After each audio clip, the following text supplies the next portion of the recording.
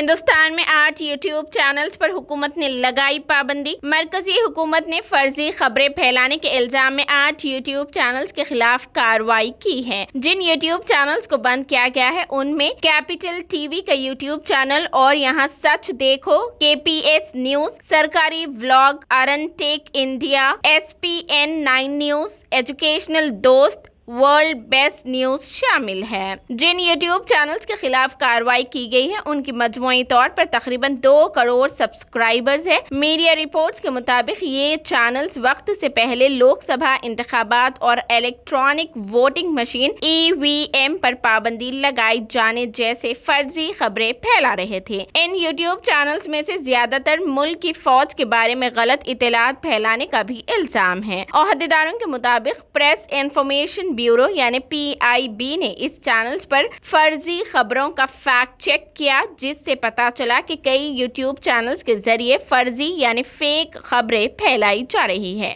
बाद अज़ां उनके खिलाफ कार्रवाई की गई और उनके चैनल्स को बैन कर दिया गया।